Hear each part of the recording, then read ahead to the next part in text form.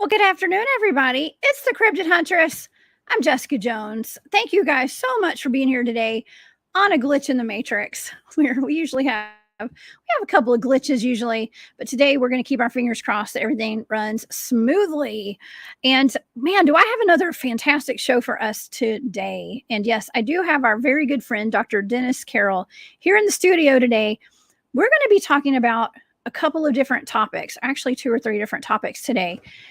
And at some point, Dennis is going to teach us and give us some tips on how to protect ourselves from some of this dark magic that's being done in pop culture right now, all over the world, right in our faces, how to protect ourselves from the dark magic and these rituals that are being done. And it's going to be really important. Okay, so you guys, please tune in. We're also going to be talking today about mandrakes. If y'all are familiar with mandrakes, those are some weird plants. Okay. And very humanoid, let's just say. And we're also going to be talking about giant skeletons, giant skulls found with horns on them here in the United States. Okay. Horns. So you guys, buckle up. We're going down a major rabbit hole today. Couple of different rabbit holes as usual, but that's how we roll over here. So if you guys would like to follow along with all of my work and everything I'm doing, please go to my website. That's the cryptidhuntress.com. You can find all of my shows there. I have added several events that I'm going to be at. Yes, I'm pretty busy, like y'all know. I'm going to be at, let's see, the Squatch Out up in East Tennessee. That's coming up in September. With Manimal Research. I will also be speaking at an Earth Magic conference. I don't know a whole lot about Earth Magic, but I've been asked to speak there. So maybe Dennis can come with me. Okay, maybe Dennis. We'll get Dennis to come up there. He probably knows a lot more than I do, but I am going to be there, and I'm going to be at the Atlanta UFO conference. That's going to be a good one, but that's not till February. There's a couple more events too that I haven't even put on the calendar yet. But yeah, you guys are going to have plenty of chances to come out and hang out with the Cryptid Huntress if you feel like it. But that's all on my website. Also, if you'd like to support my work, I do have a Patreon. That's the Cryptid Huntress over on Patreon. So shout out to all my members. You guys rock. If you'd like to join the channel as well, I do have a channel membership where I put up exclusive content for all of those members. So shout out to my members as well. And I have a shop on Etsy that's called War Woman Goods. So thank you guys so much for all your support. Okay, let's get to our show today, shall we? Okay, so on this episode, we're going to be talking about ancient giants with horned skulls that were reportedly found in an Indian burial mound in North America. I believe there might have been one found in China as well. We're also going to be looking at mandrakes and protecting ourselves against dark magic. It was reported that several human skulls were found during an archaeological dig at a mound site in Sayre, I think is how you pronounce it, Pennsylvania in the 1880s. The average height of each skeleton was around 7 feet tall, and each of the skulls had prominent horns, 2 horns protruding from its right above its eyebrows, okay, where the eyebrows would have been. Other than that, the specimens were said to be anatomically correct. So they looked just like humans, but they had horns. Okay. And by the way, if you look up humans with horns, it is kind of gross. Okay. And so I'm going to save you guys, especially since it's lunchtime and you guys are eating, do the research on all the horns on your own if you'd like. I do have a couple of pictures, but it is not appetizing to look at with people who have horns today. Okay. And some of them I question if they're actually horns that are in these pictures. But anyways, it's not funny. I'm not making fun. I'm just saying it's not something I'm going to show you guys today. Not all the pictures, because it's not a pretty sight. But these bodies that were found were thought to have been buried around 1200 AD. Now, y'all know our history is probably not what we've been taught in our history books. And we're going to really dive into this one today. To help me do that, I have my very good friend, Dr. Dennis Carroll here. Dennis has like decades of expertise in the paranormal, a lot of, oh my gosh, I just blanked on my words, y'all. But he has a lot of experience, okay, with the occult, paranormal, with demonology, with cryptids, UFOs, you name it. Please help me welcome to the show my good friend, Dr. Dennis Carroll. Good afternoon. I hope, Jessica, my horns aren't showing, are they? Okay. All right. Well, I sanded mine down before I came on air today. I'm just kidding. Yeah, I'm glad that we're not born with horns. Now, horns are actually they have the I guess it's like an attribute of a demon, right? Or It something is supposed for to a be. human. Yeah, definitely supposed. Unless you're a Viking and you're supposed to wear horns, but actually Vikings never wore horns. I don't know where they got started at, but anyway, yeah, that is supposed to be a somewhat of a demonic attribute. And here's another tie-in to that.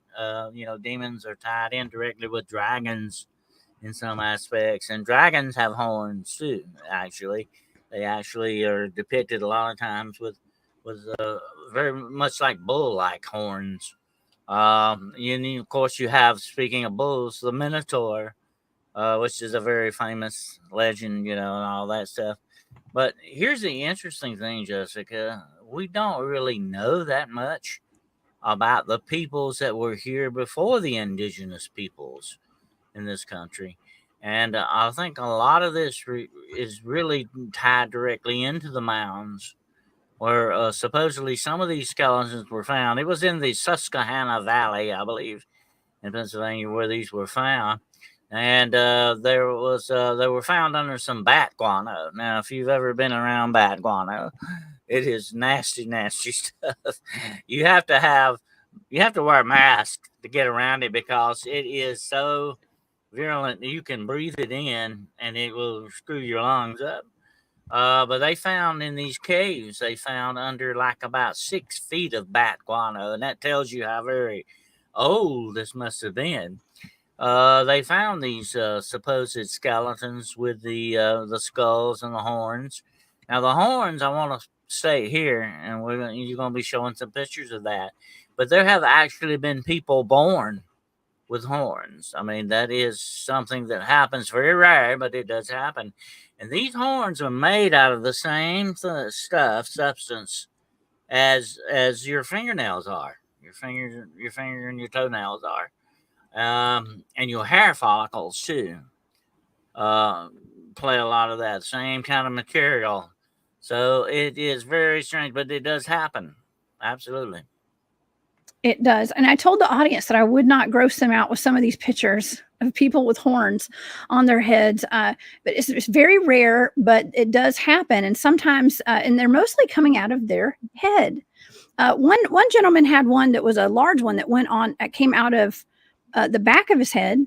There's another lady that had one that grew for 20 years. It came out of her forehead and it went down her face, and she waited 20 years to get it removed. And then there are some that were just very small that were protruding out of people's cheeks and their nose. I mean, I had a hard time figuring out what I was looking at with some of them. Okay. So, but it does happen.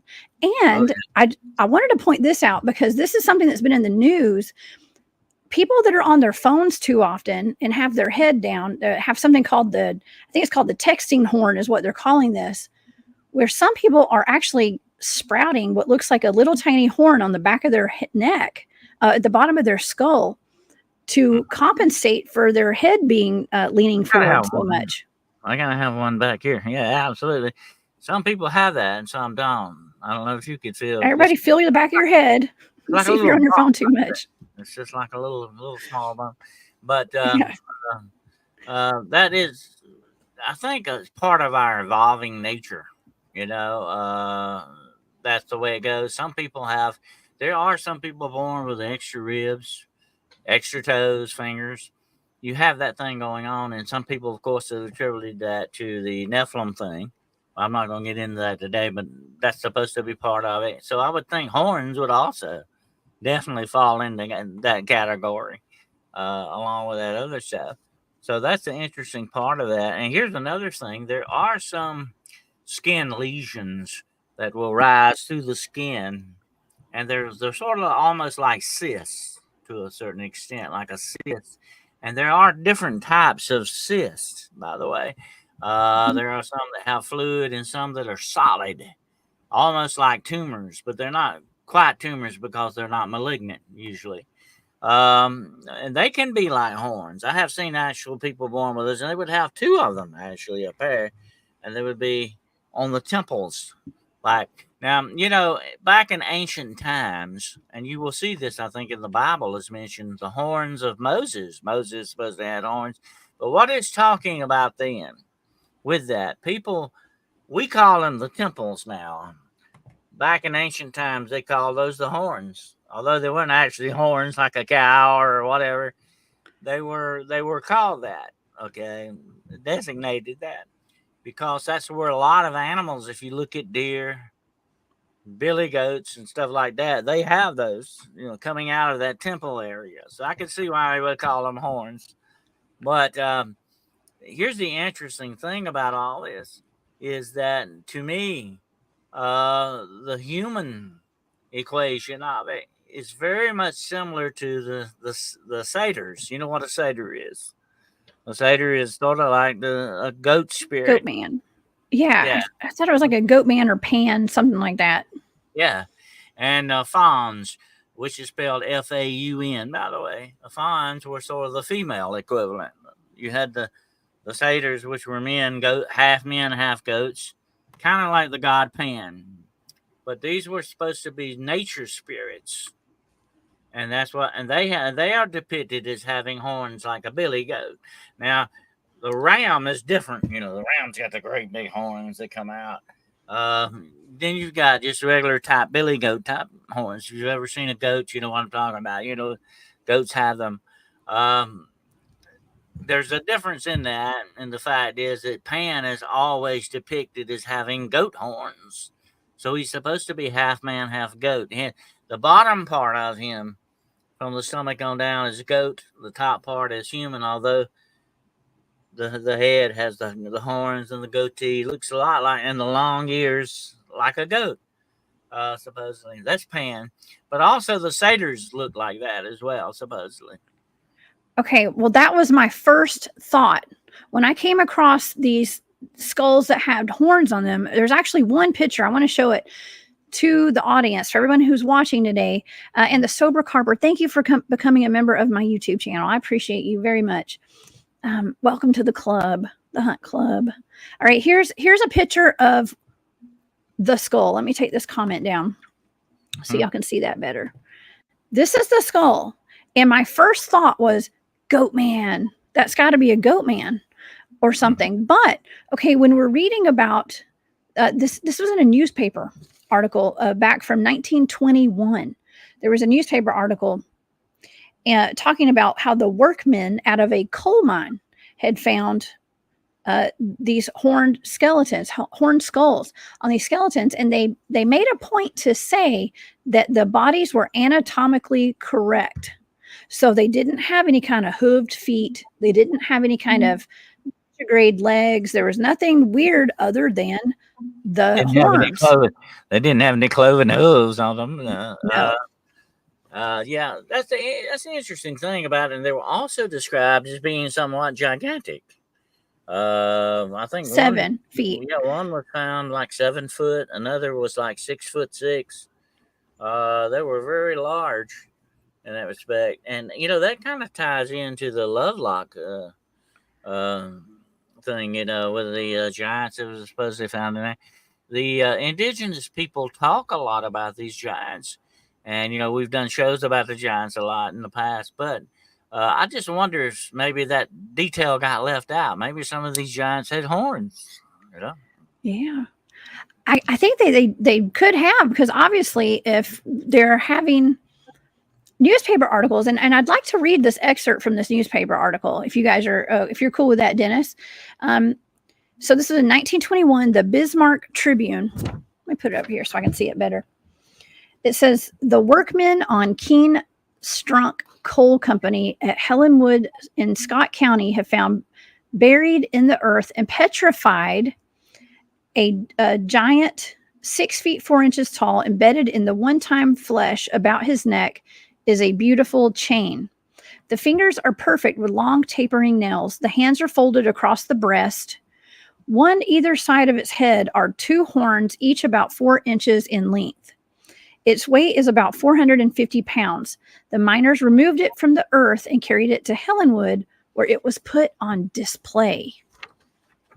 They displayed this thing. Now, when I thought of that, when I read that article, I thought of this one picture that we see often, and I grabbed this off the internet, and it has text on it. So this is from somebody's presentation, I think. So I apologize. I'm not sure whose this is, but this is a picture that goes around the internet of this. It looks like I believe this came out of an Indian burial mound, I think. But see how its arms are crossed on its chest, but it doesn't have horns on it. But this was on display somewhere, and so it was pretty commonplace, apparently, to get these giant skeletons out of these mounds and put them on display at some point. Well, here's another interesting thing about that, Jessica. If depending on where the terrain is and how the mummies are placed and all that, or how they are mummified, the horns might be something that's lost over time, Or they could have been taken off, cut off before they were put on display. Yeah. And if you look at that skull you first put up, it looks very much like deer antlers to a certain extent. I mean, they don't look like goat horns to me. Yeah, that looks like almost like deer antlers in that respect. They do. Yeah. Well, that would be very paganistic, right? Like when it comes to humans with horns, antlers, I guess. Yeah, they look more like, I guess, antlers. That's right. I mean, but man, knowing what we know about Egypt, though, how they went and they cut the pieces off of the Sphinx, okay, like maybe chop the noses off and stuff like that. Yeah. What if there's something with this? Maybe they did cut some horns off of some of these giant skeletons. That's a possibility, yeah. Because if it didn't fit the scientific criteria, they've been known to do a lot of things like that. If it doesn't fit in their way of thinking, they will try to dissuade people the other way, and they will. It would not surprise me that they didn't indulge in that. Trying to keep people from seeing some of this stuff. But I was going to say about 2 different types of horns. You've got sort of the goat horn or cow horn looking kind of a thing, but then you've got the antlers, and they branch out just like the deer antlers or elk antlers or even moose antlers tend to branch out. You've got different types on that, and I just wonder, if this would not tie into some of the descriptions of the Wendigo. Oh, it would. Lady J. Homestead says, I saw Native American rock drawings out west that showed very large people with horns. Mm-hmm. Okay. And that has been depicted a lot. The Wendigos supposedly has been depicted as having deer antlers and a lot on an emancipated type of a human skeleton. That's kind of a strange coincidence there. Absolutely. It is. William Nighthawk. Hey, William. Says there are cliff drawings from native people depicting giants with horns. So this is not uncommon, apparently. It's just something that's kind of new to me. It's definitely kind of new to me because we're just a lot of us are wrapping our heads around there being, well, there were giants. Okay. We know they're giants. These things are being, it's pretty prominent actually. The first time I ever went to a Bigfoot conference, I met Ron Moorhead, R. Scott Nelson, and Jim Vieira. That's like a powerhouse of people. And this was a very small Bigfoot conference in North Georgia. It was back in 2012 when I first got into Bigfooting. And Jim Vieira was there, he's had a show on, I believe it's the History Channel, I think, called America's Lost Giants. I think he and his brother. And he gave a presentation on giants. And because we're looking at all these large skeletons and stuff, it's not like we're trying to compare and contrast them so much to Bigfoot, but I think the whole purpose was to show us that they're large humans too. Bigfoots could be humans, hairy men and stuff. But he was the one that opened my mind up to giants in America, real giant, but huge giants, not just 7 foot tall humans. I mean, I come from a tall family. Every man on my mother's side of the family averages like 6'5", 6'6". Okay, and that's pretty tall for today's standards. My great grandfather was very tall. if you were like only 5'8", it would look like a giant to you. Definitely, somebody Yeah. over 6 foot would definitely fit that bill. But here's another thing. I'm gonna ask you this question: do you think this maybe would all these supposed giants, especially with horns and all this other stuff, would not tie directly into what we call the Nephilim equation? Yes. Because I Yes. mean, look, you're talking about so-called demonic entities here, which are the forefounders of the Nephilim. They would definitely have horns, would they not? And they would pass that down to their seed as well. I mean, that seems like a kind of a strange coincidence of that happening as well. You have to wonder if the Nephilim factor is not in this. Yeah. Well, I didn't know a whole lot about the Nephilim until I started doing work with you and a couple of other people, Dennis, and Caleb Jade too. And I'm learning about the Nephilim now, and I believe, yeah, absolutely. Well, the truth is, I don't know, but it could be. here's the big thing about the Nephilim factor and all that, Jessica. And we talked about this before with the cryptids and everything else. If this supposedly happened, if there was a master plan to screw up civilization as we know it, to screw up mankind, they were fooling around with the DNA and supposedly fallen angels having sex with human women and all that. And I'm gonna tell you this about that. Okay, I'll say this right quick. I'm gonna leave this open for another time. They did not have sex the way that human beings have sex, because angels can't supposedly do that. Jesus himself said in the Bible, the angels in heaven are not given in marriage. They don't marry and they're not given in marriage. They're asexual. Now, what that means is they can be either one or neither. Yeah. Okay, that's a strange way to put it. Okay, they can be either sex or neither. Neither one. Either or neither. They're spiritual. Either or neither. These are Okay. spiritual beings. They go beyond the physical of what you and I are. Okay, that way. I'm not going to get deep into that today, but they did not have sex like human beings would have sex. Okay, although they may have impregnated human women, they did it a certain way. I'm not going to get into that either today. That's kind of a dark topic, but Yeah. they did it a different way, and they did it to screw up the DNA. They did it to manipulate, and they did this not only with human beings, Jessica, but with animals as well. And I think this is where you get a lot of the cryptids from. You definitely get things like that right there that you're looking at, that skull. You would definitely get something like that when you mess around in hybrid stuff or combine species, whatever term you want to use. And that's what these fellows were up to. They were trying to destroy the creation of their creator. Makes perfect sense when you think about it. It does. Gosh, we have some really cool comments in the chat today. Someone was asking, animals have horns or antlers for a purpose. What would the purpose of a human or a giant having antlers, Dennis? Would there be a reason? And some people are asking, could it be an antenna? What do you think? As a human being, Jessica, you don't need horns. Not like a well, deer. You can fight with them. You can headbutt. Would need horns. Deer would need horns. Billy goats, bulls need horns. They're made that way. But humans do not need horns. So why are humans ending up with horns? That's got to be the big question.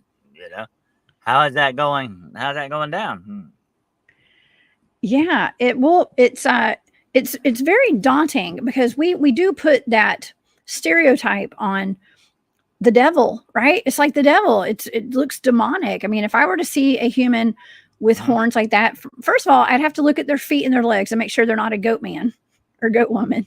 Okay, that would be my first thought, because I have seen a trail cam picture that somebody sent me, and I was asked not to share it. It was on some private property, but I had done a remote viewing target for a friend of mine, and I had picked up on a goat man or Pan. I wrote down Pan, and someone who had been attacked actually, and so around that same area, someone had sent me a picture of what they thought. Well, it could have been anything, but they wanted my opinion on it because it was a man's body. It looked like he had horns on his head.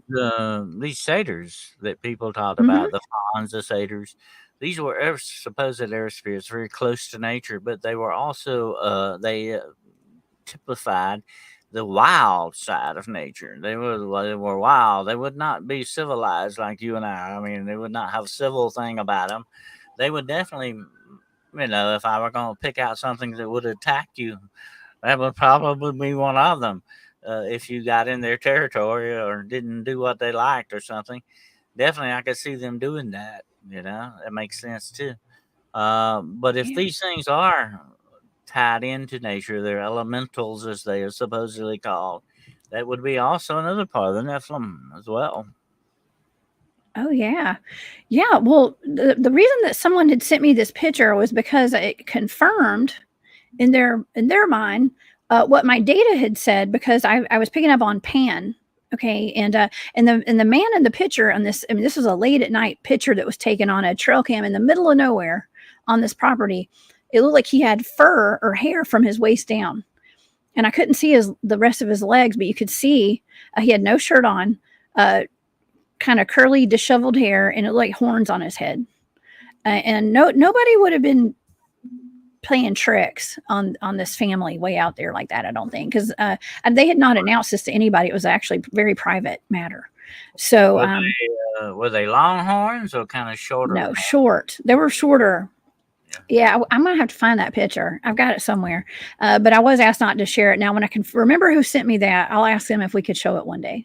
Okay, and we'll look into it, because it's something I'd already remote viewed on their property. But there've been many reports of goat man. As cryptozoologists, we've investigated a lot of those. I have some up in the Blue Ridge Mountains, some sightings up there as well. That is an interesting facet. Definitely a big cryptid is goat man, or is what we've always called goat man. But I've always wondered if it wasn't tied into Pan or the satyrs. I mean, it's just too much of a closeness there to be a coincidence. I think there may be some definitely supernatural fire to that somewhere in there, some paranormal stuff going on, because without a doubt you have many reports of goat man. You even have Goatman Bridge, I think, in one place. You have these things haunt the forest to a certain extent. That's why I like to call them elementals, because they like go back to the old ancient magic, which of course is tied directly to the mounds that we talked about earlier. And wherever these mounds are, whether in North America or Great Britain or wherever they may be, it is a known fact among ancient peoples that these mounds had some kind of a dark magic connection to them. Remember Tolkien wrote about, the Barrow Wights, which are supposedly his name for the spirits that dwell in the mounds. And some of these spirits are depicted, Jessica, and here's the interesting thing. Some of these spirits, especially in Europe, are depicted as having horns. Mm-hmm. Oh yeah, I forgot I had this article to show everybody. I almost forgot.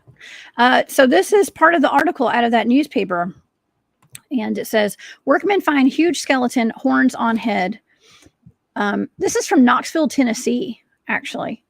I like doing my research up in Knoxville. Actually, I mean, in that area up in Tennessee, there's a lot of high strangeness in Tennessee. By the way, a lot of cryptids up there. I'm not sure if it has anything to do with Oak Ridge Labs, but it might. I don't know.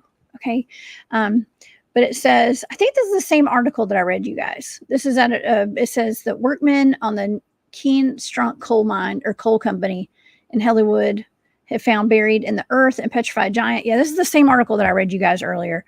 It says the hands are folded across the breast. Yeah, you do know coal deposits, Jessica, are very incredibly old parts of minerals and all that. To have coal, that's very old. That tells me that this goes way back. Definitely further back than we think.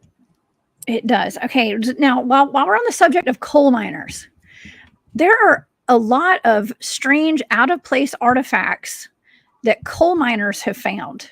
A lot, and you had alluded to that earlier with the what do you call that? The bat guarana or something. the bat poop. Okay. Yeah. A lot of things are buried deep into these where these coal mines are, and it's even embedded in the coal. And one of the things that I remember reading somewhere, there was a casket of a young woman that was like hundreds of millions of years old that was found Oh by yeah, some coal that's miners. a very prevalent story about that. I've read some accounts on it where they actually entered this tomb that they think was incredibly old. I mean, it was so old they really couldn't even date it per se. Okay, couldn't begin to date it, but they entered this tomb and they told about how she was actually not in. She was like lying on a ledge in there, like it was look kind of Yeah. like a dais kind of thing, but it was a ledge. And they, as they entered, they told what she looked like. She had long golden hair, told what dress she had on, and everything. And she was so incredibly old. This was that as soon as the air rushed in behind them and it hit her, she went poof right to dust, right in front of their eyes. Oh my God. That's incredibly old. You don't get much older than that. But that was part of what they said they saw in this tomb. And they said that there were like deeper into this tomb, there were also found thrones, or what they call thrones. And there were like 7 or 8 of them that were set up around the walls, and they had incredibly old skeletons sitting in each one of these thrones. Like it was an incredible, supposedly incredible find that was hushed up, covered up by the Smithsonian, supposedly.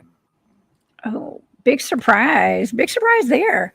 Um, Smithsonian. Well, I had is it Dr. Wu came on my show, and he is a veteran, a military veteran, who after his service, he went and worked for the Smithsonian, um, and he handled some of those bones. Okay, he handled some giant bones, and he said that there were holes in a lot of those skulls, holes in them and stuff. What if? Oh man, here we go. Here's the rabbit hole. What if it was not from? Because some people were saying, well, it was from. What do you call that when you put a hole in the skull to take the pressure off the brain? Tepination, I think, is what you call that. What if they were just cutting off horns? That's I don't another know. thought. Like I I don't said, know. I'm gonna say this, okay? If you were born, let's say Jessica, if you were born into the tribe and you had horns, you started sprouting horns, and to Oh, be like everybody else, you would definitely want your horns cut off, okay? You would definitely say, I want to be like everybody else. I don't want horns, okay? And you could do it. I mean, and look what the material. We got to remember what the horns are. They're not hard rock. They are made out of what your fingernails and toenails are. Okay, I think it's called cuteus, and it's also part of what your hair is. You can cut that. Okay, you get a little saw and saw them off. Yeah, you could do it. And I have to think. I tell you what comes to mind when you mention that. You remember Hellboy? yes, yes, with the horns. That's a Hellboy had big dude. horns. He kept cutting his off too. They'll just grow back, huh? I mean, Yep. wow. I think Andrew, in Walking Lightly, Andrew said in the beginning of the show today that in Mexico, if a person cheats on their spouse, they're said to sprout horns. I think that's what you said, Andrew. So it could be a curse. I mean, that could be seen as a curse. Yeah. Is all I'm saying. Oh yeah. So I feel And bad it for was people that have those deformities. I in guess. But certain communities and cultures, that would definitely be a sign of the devil. You would be marked as a a minion of the devil or something, if you had horns. So you could see why, if you started sprouting horns like that, you would probably want to try to quietly get rid of them, so you wouldn't be so yeah, obvious. So you could see where that would happen. And yeah, some of these so-called skulls that have found supposedly with the templates, with holes where they let off the pressure and all that, could not be that. It could be some other things. But like, that's what I've said so many times before, Jessica, about modern science. They've got the blinders on. They only see what they want to see, the way they want to see it, and nothing else matters. And that's just the way they look at it. And that's a stupid way to be, but that's just the way they are. And when it comes to something like that, they would rather go 1,000 miles around the real explanation than say what it truly is. That's just the way they operate.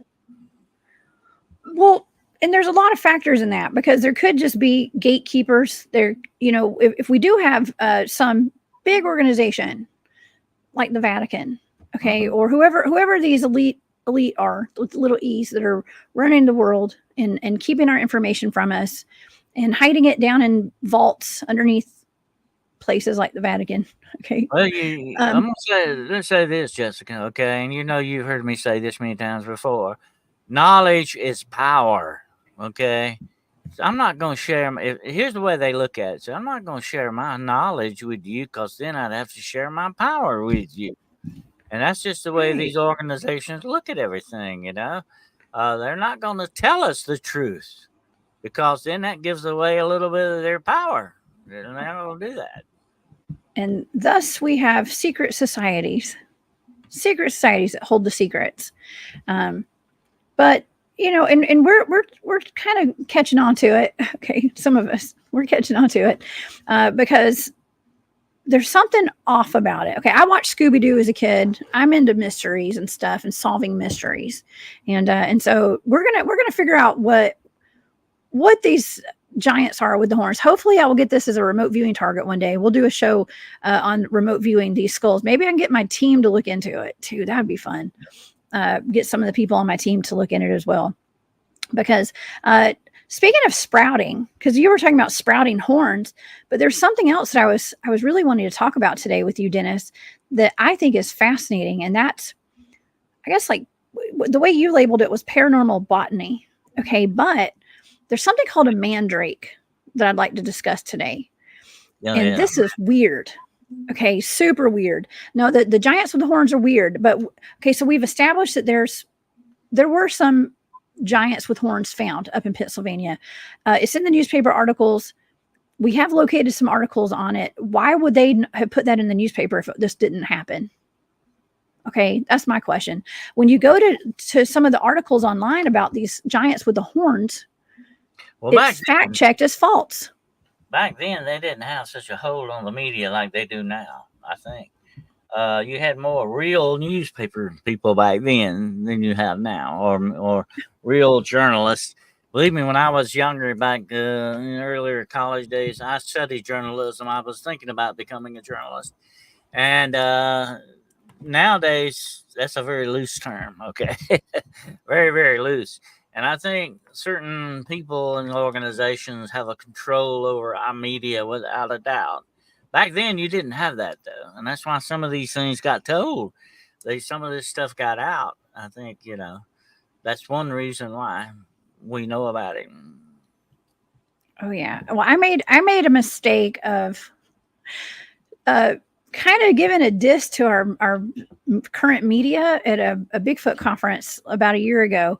And the poor guy who's so sweet, one of the fellas up in Clayton who works for the newspaper up there, came up and called me out after the Bigfoot conference because I was talking about how a lot of this information gets held from us, and they used to tell the truth in the newspapers about the giants and the wild men. And I felt kind of bad, but it was we just kind of joked around about it because he's a good guy. He comes and covers the Georgia Bigfoot Conference every year. So shout out to you newspaper guy. You're awesome. So it's not everybody. Okay, it's not all the media, but the big media companies, yes, 100%, for sure. They do. I do believe that there's a cover up of some sort, but not some of the small town people because they newspapers and stuff. So I just wanted to state that because in case he's watching. Okay, but anyways, okay. Well, let's still a rare amount of real journalists out there. Okay, but they don't get heard, and they get, I think, suppressed a lot more than they should be. I think they're pressured to do some certain things. Some of them are. Especially if you're in television more so. Newspapers are not as virulent as they used to be. They used to be a big thing back in the old times, but now it's more television and radio and podcasting and stuff now, more so than it is then. But I think there's a lot of pressure on some of these people by certain entities that don't want these things out, without a doubt. But the really, really, really good journalists, reporters, try to work out of that pressure, definitely. Yeah, for sure. Yeah, I know a fact checker personally. I know one. I'm not going to make any comment on that today. Okay, I don't want to get in trouble with him, but it's okay. But I do know, and some of the reasoning does not make sense to me behind how they fact check stuff. But let's leave that there. Okay, let's leave that there because I don't want to get in any trouble and get my channel restricted or something. Okay, like fact checkers, y'all follow the fact checkers. Okay, just kidding. Okay, so let's talk about mandrakes. Okay, because this one freaks me out a little bit. Okay, the horned humans. All right, that's cool. They freak me out a little bit, but not really. Nothing freaks me out too much. But the mandrakes from the ancient times, we're talking about like the 1st century. Okay, like a long time ago, people were depicting these things. They're mandrakes. They're actually humans. It looks as though they were planting people who had been unalived into the ground, Dennis, and they were sprouting leaves from their heads, and you would pull them out of the ground. If you pull them out with by yourself, you would die. You would die. So they would get dogs and stuff to do it, and then the dogs would pass away. But they would have whatever came out of the ground would scream, and then they would use that for medicinal purposes. So, are you familiar with these things, Dennis? Well, actually, science has found out that without a doubt, they actually do scream when you pull them out of the ground. Although you don't audibly hear it, they have very specialized microphones can pick it up. Yeah, they actually do scream. But all plants do make a noise when you pull them out of the ground. So that's not just the mandrake. But here's the interesting thing about the mandrake to me, and we're talking about paranormal botany. And believe me, it's a very deep subject. It would take 2 or 3 shows to cover it all. But the interesting thing about the mandrake is it symbolizes a human being because it looks like a human being a little bit. If you look at the root of the mandrake, it has 2 legs, 2 arms like that. It looks like a body of a person, okay? And they felt that this plant, alone of all other plants, had a distinct connection to human beings. What you did to the mandrake, sort of like a voodoo doll, you could do to somebody, okay, especially if it belonged to them. Here's the other thing about the mandrake, and this goes back to biblical times, and the mandrake is mentioned in the Bible, by the way, several times. They thought it was a way to increase your fertility, have children, if you use the mandrake plant in certain mixtures or powders or whatever they did with it, and that was that it would let you have children. That's an interesting aspect of the mandrake. So it's not an aphrodisiac, by the way. Now the ginseng is supposed to be an aphrodisiac. It was supposed to increase your libido, but the mandrake is supposed to let you have children or keep you fertile to a certain extent. And if you look at the mandrake, here's another interesting thing, and it's kind of freaky to talk about, but the mandrake has flowers, and also fruit that comes on it. And the fruit resemble male testicles to a certain extent. And they consider that what being part of the fertility thing that goes with this. So there are so many different parts of the mandrake you can get into on different areas of it that it's supposed to be directly tied in to human beings because it is what you would call the human being plant. Yeah, it's really odd. Okay, now when I was researching this, I started thinking about the Cabbage Patch Kids. And I started also thinking about the homunculus. Okay, the homunculus and the mandrake. The mandrake. Creating humans. Dennis, you and I talked quite extensively about cloning, doppelgangers. I mean, I don't know. Just well, here's a dark magic connection to the mandrake. Okay, since you brought that up, supposedly with certain incantations and spells, you can, since the mandrake is tied directly to the human being, you can supposedly use the mandrake as a holder for spirits, especially human spirits.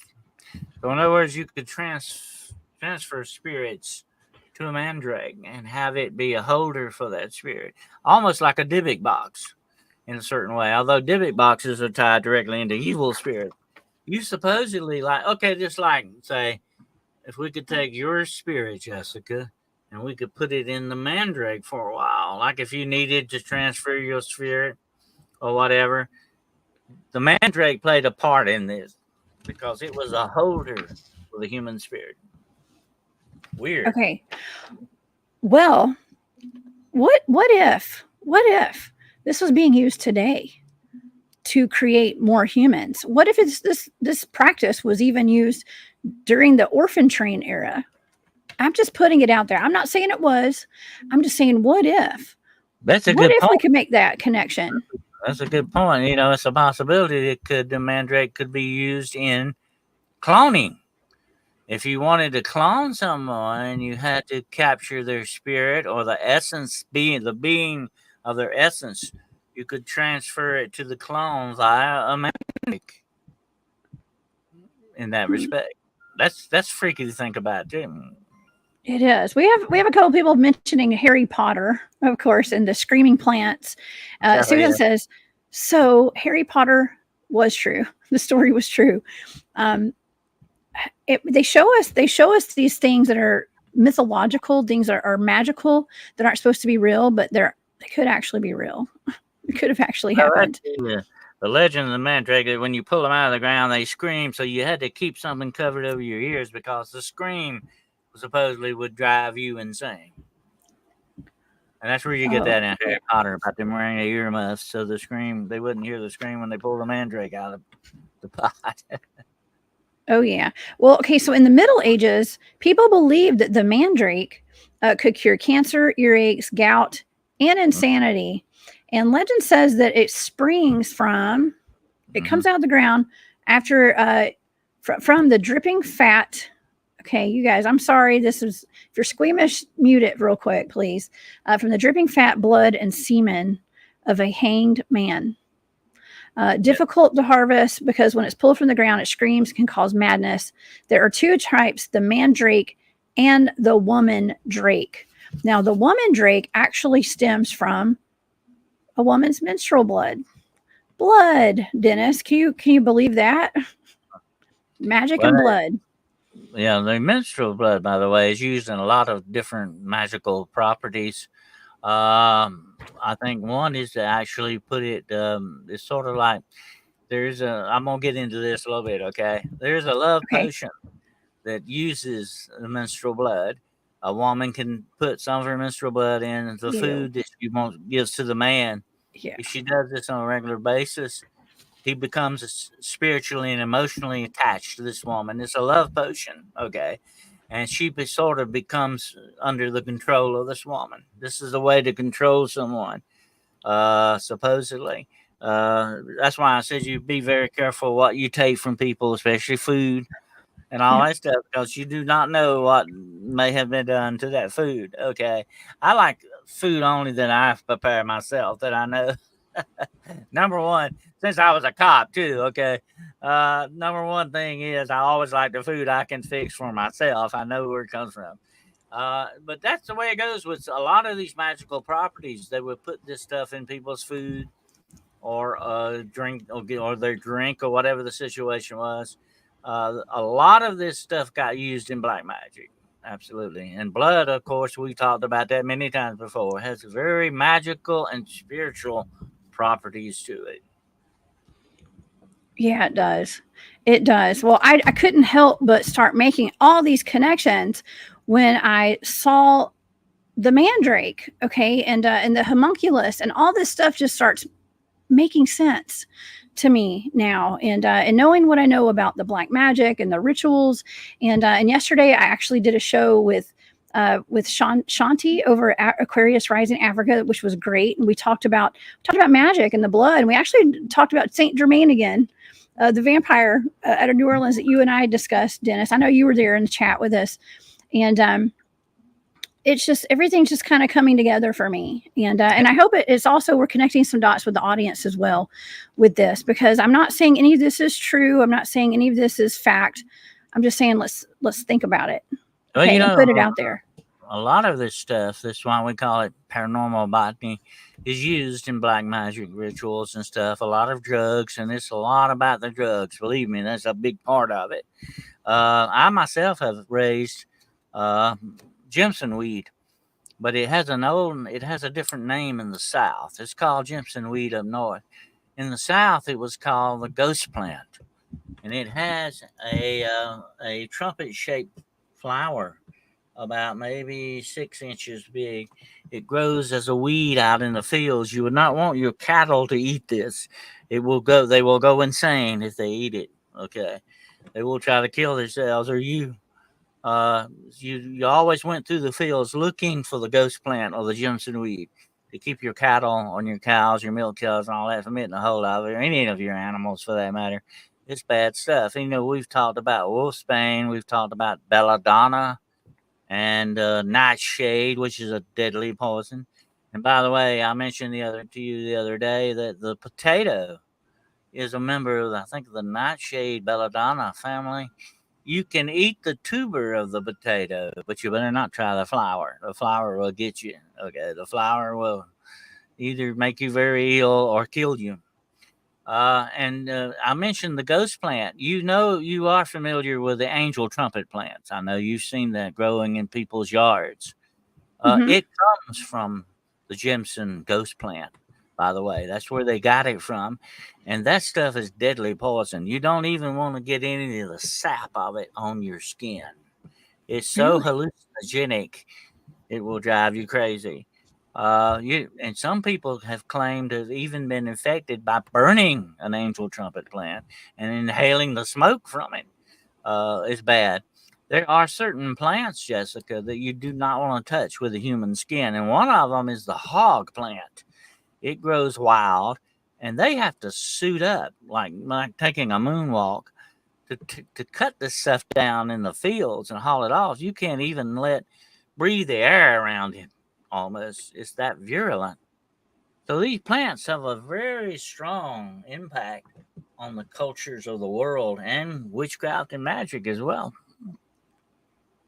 Oh yeah, plants are magical. They're alive. Okay, and I started at some point I started becoming more aware of this. Okay, and I started whenever I would go and I like to plant herbs and stuff. So I have like basil and oregano and stuff growing in the backyard. And before I would go take a leaf of it, and I still do this to this day, before I'll take a leaf of it to go throw in my eggs or whatever I'm making to go eat, I'll ask permission to take that leaf. I'm like, is it okay? I'm going to take you. Thank you so much. And I thank the plant. Okay, I'm thankful to the plants for allowing me to harvest their leaves for my nutrition. Okay, Well, so very I much just do like out of respect. we wouldn't eat our spaghetti without garlic or garlic bread. But I'll never eat vampires, spaghetti again. Not that's after what you just said. vampires. Vampires are not gonna mess with it. Yeah, I'm good. No more spaghetti for me at other people's houses. I'll eat it at my house though. That is so gross. Yeah. That's gross. But I mean, there's probably a lot more people doing that than we're aware of. Okay, and so be careful. I mean, potlucks are not. I don't look at potlucks the same anymore. Sorry, I just don't, because of rituals and stuff. Well, You just got to yeah, know who you're going. Unless it's family. Family's okay. Okay, but you kind of know what Definitely, some people you definitely will not trust with your food. Okay, absolutely. But that's the way it goes with restaurants. You don't know, and believe me, I've been in a lot of restaurants, and they are not. Some of them are not the cleanest places in the world. They should be, but they're not. And we used to say that about the hospital. I worked at a hospital for over 30 years, and we used to say the hospital was the cleanest place in the world, but it's also the dirtiest, the filthiest place. If you're going to get something, you would definitely pick it up in a doctor's office or a hospital. Okay, but anywhere nowadays, they're very lax on a lot of places, keeping places clean. I remember one time seeing, and I'm not calling names, But I remember seeing a Mexican restaurant one time, and they left their pots and pans outside in the back lot to dry out. Birds and all that could fly over them or whatever. I mean, you do not know what you're digging into anymore. But there are some very dangerous, nefarious people out there who would not hesitate to do things to your food or just to do that. You know, they have a sickness about them, a mind sickness, I call it, an evil, infected sickness, where they want to do these things and cause trouble for people. So you have to be very, very careful nowadays what you're dealing with. Yeah, we do. Well, that leads us into the last thing I really wanted to talk with you about today is self defense against some of these dark rituals and this dark magic that we are experiencing on a global level right now when it comes to pop culture. Okay, and on a community level and personal levels, a lot of people are experiencing a lot of dark energies and a lot of dark things. I mean, look at the Olympics opening ceremonies and stuff. Everybody's been really, not everybody, but a lot of people have been pretty upset about that. Okay, and the symbolism in it. How do we protect ourselves, Dennis? Well, to tell you the truth, what you're dealing with is a spiritual matter here, okay? And we've got to realize that a large part of this universe around us is a spiritual aspects to it. It's just as real as the physical, although we can only feel, see, and experience the physical on a great level. The spiritual is there too. And the very spiritual nature that we have in ourselves is what can combat or put this bumper, I like to call it a bumper or shield around us to keep these negative entities and energies away from us. As we've always said, you raise your vibrational level, or however you want to term it, is what you've got to do. And one of the most distinct ways to do this is to exercise, not exor, but exercise your spiritual attributes and the spiritual aspects of yourself. And you do this with prayer. Prayer is a very, very important and essential thing that you can do. Now, if you want to call it meditation, that's okay too. It can be like a form of meditation as well. But you need to meditate on good stuff, the positive things, and not bad stuff, okay? Because what you're doing, and one of the big things about spiritual attributes you need to understand, you put out good, you will get back usually good. Okay, although we've run into a lot of haters, we get a lot. We get some bad No. stuff too, no matter how much good we put out. But overwhelmingly, you will get back good if you put out good. Yeah. If you produce good, you will get back good. If you produce negative, what do you expect you're going to get back? You're not going to get back the good. You're going to get negative back. And we've got to understand this concept. And prayer, sort of prayer to our Creator, the meditation on things that the good things in the world around us, strengthens our aura. I've got those. I've got a pair of those Dijon glasses somewhere. Okay, Those they cyan dye goggles. they really do work. Okay, and you can see an aura of people with them, and I could certainly say you might see spirits as well, but this aura is what you put out. It is you. It is your emotional aspect and all that. It is your spiritual part of you. Okay. And if you pray on a regular basis and you have these good positive thoughts going on, it creates a shield of light around you. It creates a shield. And I have heard dark witches say that they have tried to curse people and put incantations, spells, whatever name you want to call it, hexes, on people, and they would bounce off of people. They say when they bounce off, they know that is a praying person that you're trying to attack. This person's got his shields up, okay? And that's what we've all got to learn. We've got to concentrate on that as much as possible and get those shields up so that this dark negative energy all around us can't work its way in. Let me put it this way, and this is the way to look at it. You can have the mightiest ship ever built to sail the ocean, But if it has a leak in it, it'll go to the bottom. We cannot allow this negative energy to enter into us in any form, no matter which way, because then, as the Bible says, there'll be greater darkness in us than what is without, and we don't want that to happen. We want the light to be overwhelming in us, and that's what gives us the shield and protects us against this evil darkness that surrounds us day in and day out. It hits us 24/7 in many different ways, and we need to be on guard against it. And the more grounded we are, the more that vibrational level is lifted, the better off we are, the stronger our shield is. And let me say one more thing about prayer and meditation. Is it not a act of faith? Yes, it is. It's what it truly is. And we got to understand that faith casts out fear. And this darkness and negative, it puts this atmosphere of fear around us. Day in and day out, it's trying to get through the chinks in our armor. Okay? We've got armor on. We need to put that armor of God on and watch out for the chinks in that armor, because no armor is perfect. You got to be careful how that armor is placed. And there's one thing, and I was telling about this the other night, and I'll just mention this before we close out on this. There is a passage in the Bible that says about God, "You are my shield and my buckler."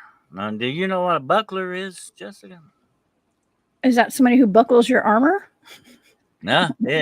Well, a buckler is actually a small shield. Let me tell you what the buckler does. You got the shield. Okay, let's say you're right-handed. I assume you're a right-handed person. Yes, I'm right-handed. In your left hand. That's the main thing to protect you, your shield, okay? But if you're wearing a true field of armor, you have a buckler on your right elbow. And it's about so big around. It's a small shield. It attaches to your elbow. Guess what it does? It is to protect your heart. That's right. And you can throw a sweet bow with it. Throw an elbow and knock somebody out. Exactly. So you're talking about shield on top of shield here. Yeah. Okay. And that's what this is talking about. Shield and a buckler. And that's what we've got to understand in our spiritual outlook on these things. Prayer is one of the things that exercises the muscles of your spirituality. Okay. And it keeps out the fear. Faith puts back the fear. And that's what we want to do. And that's what gives us stronger shields. Whoa. Yeah. A strong shield is so important. And that's why, on my channel membership, where I put out those exclusive videos for my channel members, it's more of me talking about spirituality and stuff. It's not so much Bigfoot and cryptid stuff. It's a little bit different. And I'm always encouraging all of my members to please, put on that armor of God, get on the right vibration, get on a high vibration. A lot of us have experienced a lot of darkness in our lives, a lot. And some of the people who shine the brightest have seen the darkest in life and seen the ugliest side of life. And that's what makes a lot of us shine brighter. Okay. Because we've seen that darkness, right, Dennis? But since you brought that up, that's very true, Jessica. The darkness is sort of like a negative vibration, okay, against us. We may not realize that it's there and affecting us, but it does. Okay, it does affect us. And that's why we need that good vibration working to push back these bad vibes. Absolutely. And that's one way to do it. Yeah. And, my thing is that I'm actually quite glad that all of this darkness is on full display for people to see. It's not hidden anymore. Okay, a lot of things that we're seeing, either we just didn't pay attention to it so much, we thought it was a joke, okay, and people would laugh about it. I talked about that with Shanti yesterday, about how all this has always been in our faces, and people just laugh about it, about the elites joking around about drinking baby blood and stuff. It's and this is for entertainment purposes and educational purposes only, by the way. But they joke around about it, and the audience will laugh. You know, if somebody's on a talk show, it's like a nervous laugh, but it's really not funny. That's what I always, I've sort of kind of a thing I always say. And here's the weird thing about it. If there is one good thing about evil, okay, people say, what are you talking about, Dennis? What is that? There's one good thing about evil, okay, and that's that eventually it gives itself away. It overplays its hand and shows what it really is. Watch for that, and you'll be able to spot it real quick, and you'll know what's going on. So that's one thing. That's the one thing about evil. It will eventually come out of the shadows. It will eventually give itself away. Yeah, and it's on full display right now. Okay, so let's take what we're seeing right now. Okay, don't subscribe to it. Okay, and I think it was Robin in the chat a while ago. Hey, Robin, I think it was Robin said just don't watch those things. Don't cooperate. Don't cooperate. Do not consent to it. Just like don't watch it. Like I didn't watch any of the Olympics and stuff. I just didn't. I watched some of the rugby. I played rugby, so I was watching the women's rugby team a little bit. But other than that, and that was just clips that I found online. So, but and I don't want to say like it's not the athletes that are bad. It's not the athletes. So I don't want to put it out there like, okay, the athletes, I mean, they've worked their whole lives for this and they're representing our countries. It's just like the opening ceremonies and stuff. It's just weird. It's these mass rituals. It's one thing if they perform the rituals. We do not have to participate in them. We do not have to cooperate with them. We don't have to do that. I mean, you do have a switch. You can turn your TV off, or you not attend some of these concerts where they're doing some of this stuff. Don't do that. Watch. Be very watchful. Be very careful, because a lot of this ritual, they just need to have you there with them, and you're participating in it whether you know it or not. And you don't want to do that because that strengthens them. That is cooperating with them. It's like you and I, Jessica. If you decide to go rob a bank and I drive the car for you, we're both guilty. Okay, we'll both be held accountable for that. And that's just what you're doing with evil. Don't cooperate. Don't participate in it. Keep it back away from you. You'll be better off for it. Yeah, just don't subscribe. If anything doesn't sit right with your soul, if you're not resonating with something, just like I always use that example of watching that Go show that I used to watch all the time. Whenever I quit watching it, I don't have cable anymore either. So, and I don't feel like getting a subscription, for that one show on whatever channel that is. So I just don't watch it anymore because it got so dark.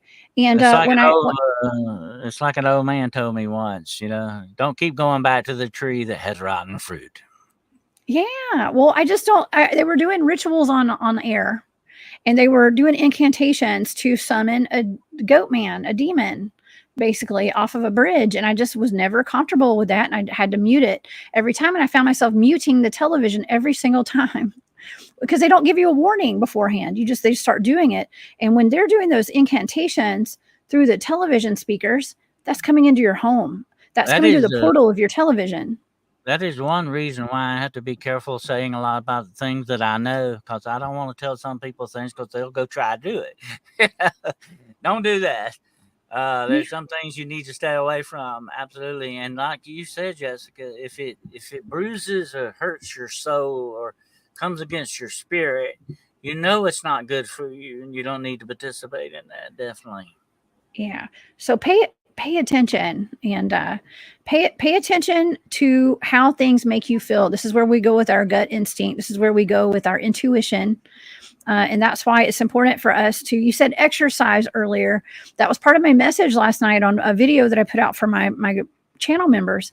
It was about an exercise. We were talking about exercising. And it's not extra like an exorcist does. We're talking about real exercising, okay? And being healthy versions of ourselves, and that's mentally, that's physically, it's spiritually, okay? It's important that we do that right now, because in the times that we're living in, it's important to be the best version of ourselves that we can be on every single level right now, because the devil is throwing everything he's got at us right now, okay? Absolutely.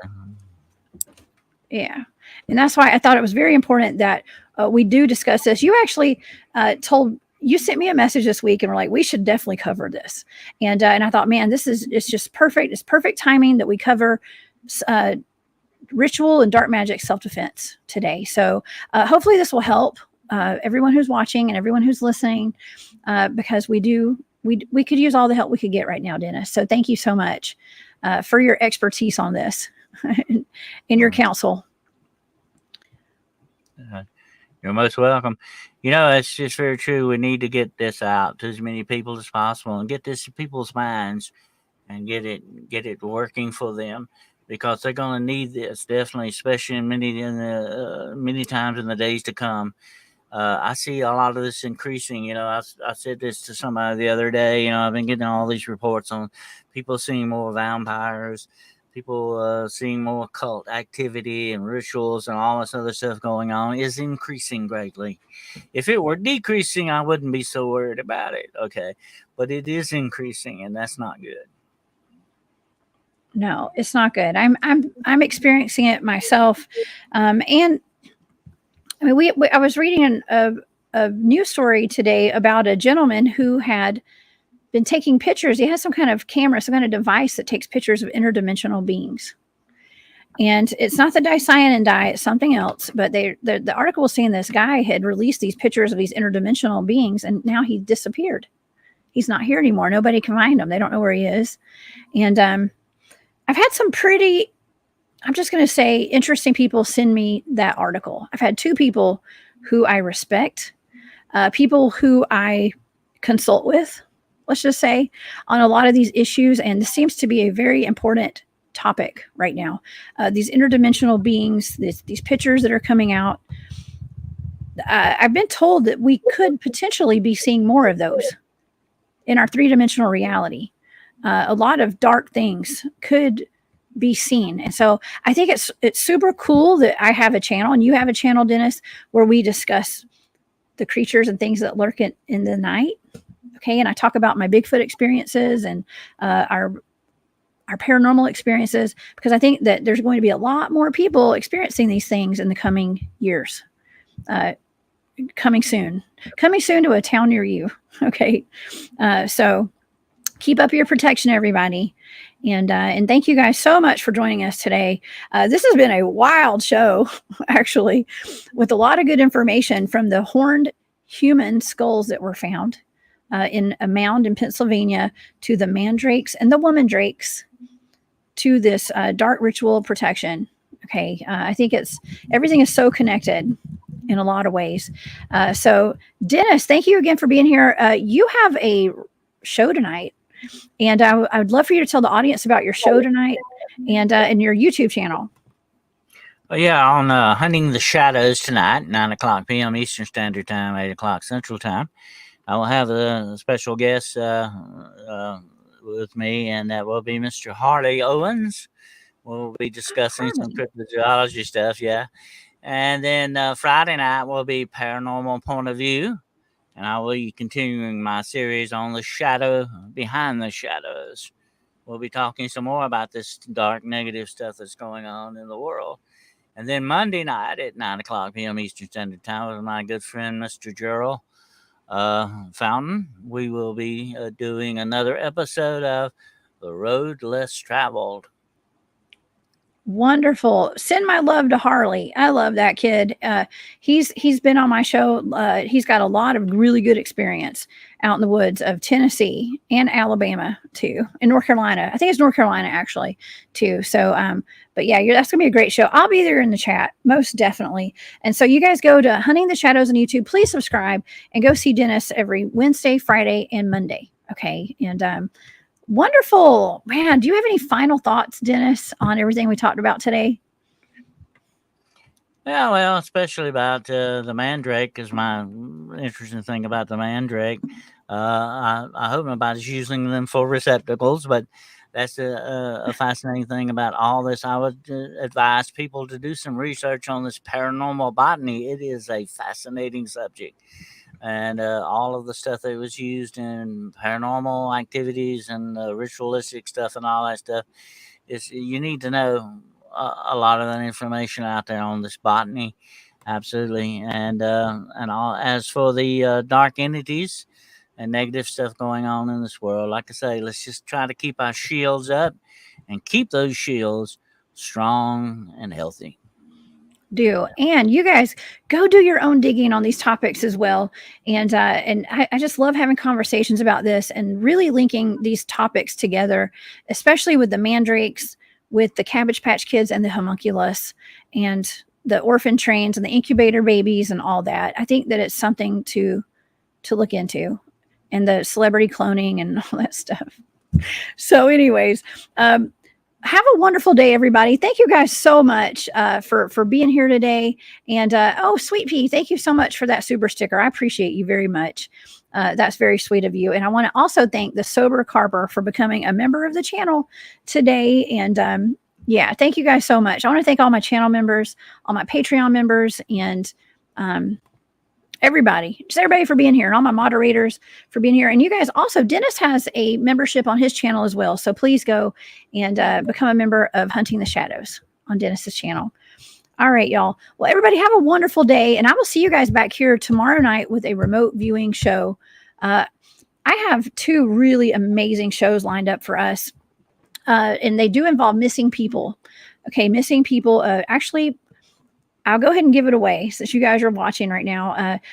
This Saturday we have Steve Stockton coming on. Okay, so we're gonna have a wonderful show with Steve Saturday night about the missing people. We've got a lot of dots to connect with him. And then on next Thursday, not tomorrow night, but the next Thursday, I have Sherry Divban coming on. I remote viewed her kidnapping when she was 3 years old. And it is heart-wrenching, you guys. And we've got a lot of connections and dots to connect then too. So that's next Thursday. But tomorrow night is up in the air. I'm not sure exactly what the topic will be, but it'll be awesome. All right. Okay, Dennis, have a wonderful day. I will see you guys tonight in Dennis's chat. Y'all have a great day. Bye, Dennis.